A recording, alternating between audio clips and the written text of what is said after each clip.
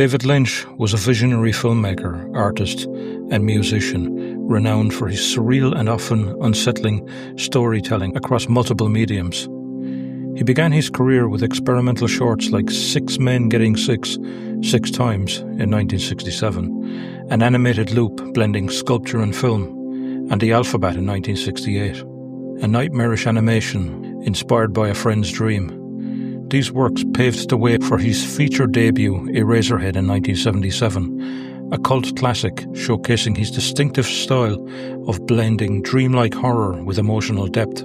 Beyond feature films like Blue Velvet, The Elephant Man and Mulholland Drive, Lynch has worked extensively in other visual formats. He directed commercials for brands like Gucci and Calvin Klein, often imbuing them with his trademark surrealism. His music videos, such as Chris Isaak's Wicked Game, and his own collaborations with artists like Julie Cruz, reflect his ability to create atmospheric, haunting soundscapes.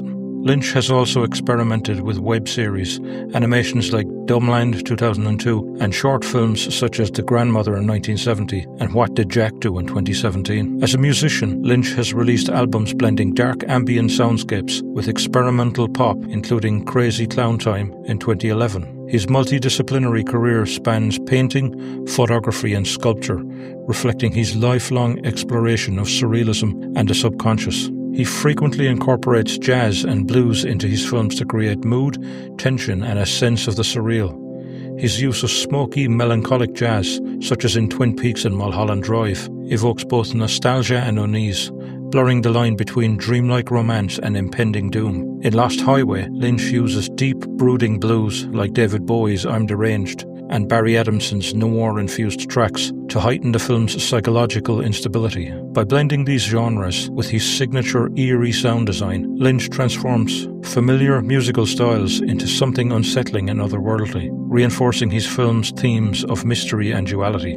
His filmmaking process and style are deeply distinctive, characterized by dreamlike narratives, surreal imagery, and an exploration of the uncanny. His approach blends meticulous visual composition with intuitive storytelling, often leaving room for subconscious interpretations. He emphasizes atmosphere over conventional plot structure, using unsettling sound design, eerie silences, and off-kilter performances to create an experience of unease and introspection. Lynch draws heavily from the noir tradition, but distorts it into something surreal, psychological, and often terrifying. Classic noir elements such as crime, doomed protagonists, femme fatales, and urban decay are all present in his films. But instead of following a linear mystery narrative, Lynch dissolves the genre's structure, forcing characters and audiences into unstable psychological landscapes. In classic noir, the femme fatale is a dangerous woman who lures the protagonist into a moral and physical peril. Lynch embraces this archetype but mutates it, using the femme fatale as a symbol of shifting identity and psychological instability. In Mulholland Drive, Rita starts as a vulnerable amnesiac but later transforms into Camilla, a powerful figure of betrayal. In Lost Highway, Patricia Arquette's character exists in two seemingly different identities, Renee and Alice, suggesting that noir's themes of deception extend to reality itself. Lynch's male protagonists often follow a noir trajectory, ordinary men pulled into mystery and paranoia, but instead of being entangled in crime, they become trapped in their own disintegrating psyches. In Lost Highway, Fred Madison transforms into another person entirely, while in Mulholland Drive, the film's protagonist experiences a complete identity collapse. Lynch's protagonists don't just uncover mysteries, they fall apart within them. Noir's central theme of crime is, in Lynch's films, a doorway to something more surreal. The murder of Laura Palmer in Twin Peaks begins as a detective story but spirals into an investigation of the supernatural, trauma,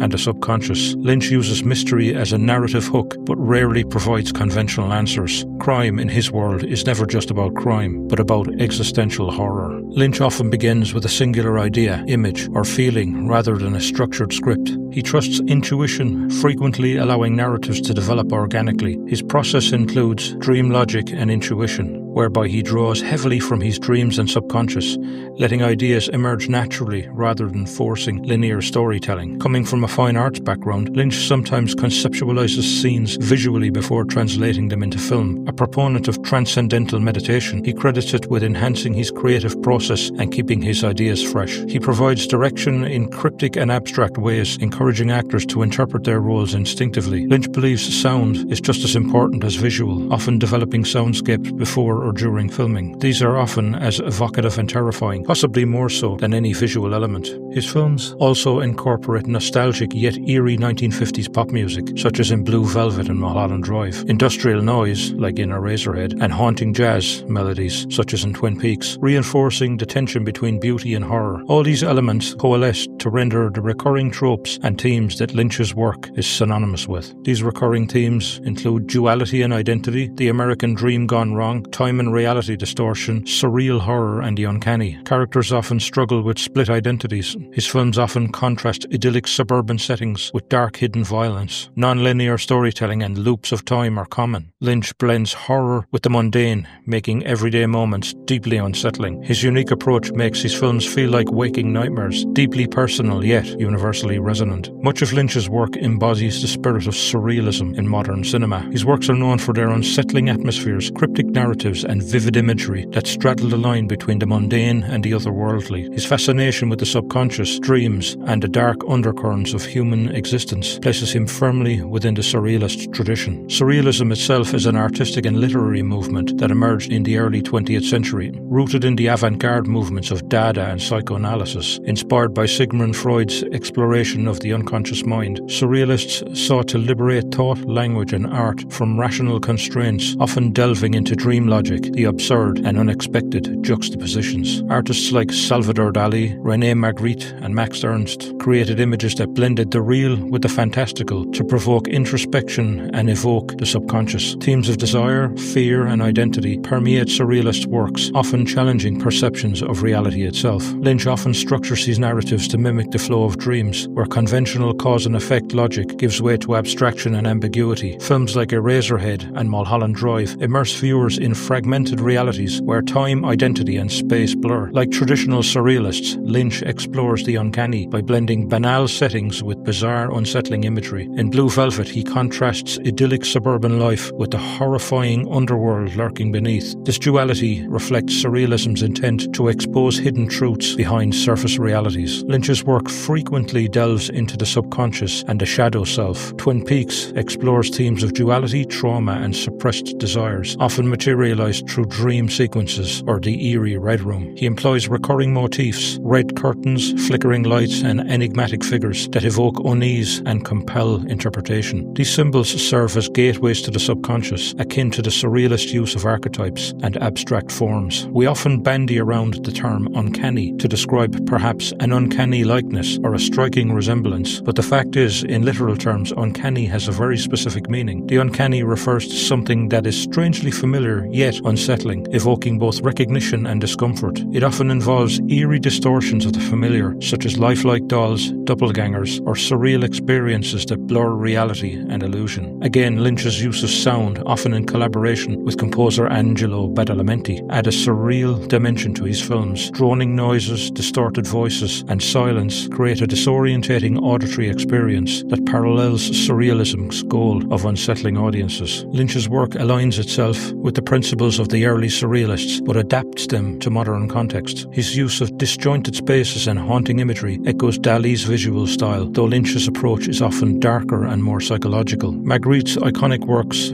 such as The Son of Man and The Lovers, are akin to how Lynch subverts expectations by presenting the familiar in deeply unfamiliar ways, fostering a sense of mystery. What sets him apart is his ability to ground surrealism in a deeply personal and visceral experience. His films are not purely abstract, they resonate emotionally, exploring themes of love, fear, loss, and redemption. His surrealism is also deeply American, capturing the contradictions of post-war culture, idyllic suburbia, masking existential dread. Lynch was also interested in the psychosexual, using sexuality as a means to expose the subconscious, trauma, and duality within human nature. His works often blend eroticism with fear, creating a surreal and unsettling atmosphere. One of his most prominent tropes is the Madonna horror complex, where female characters are split into innocent, wholesome figures and seductive, dangerous femme fatales. This is evident in Blue Velvet, where Sandy, played by Laura Dern, represents purity, whereas Dorothy, played by Isabella Rossellini, embodies sexual trauma and danger. Similarly, Twin Peaks explores Laura Palmer's double life as both homecoming queen and a victim of sexual exploitation. Lynch also delves into the repression of desire and violent consequences. In Lost Highway and Mulholland Drive, characters struggle with sexual identity and repressed fantasies, often leading to psychological breakdowns or narrative fragmentation. The motif or transformation, whether literal or figurative, reflects the character's inability to reconcile their desires with reality. Moreover, Lynch frequently ties sexuality to power dynamics and violence. In Wild at Heart, Inland Empire and Eraserhead, sexual encounters often lead to existential dread, reflecting anxieties about control, identity, and human connection.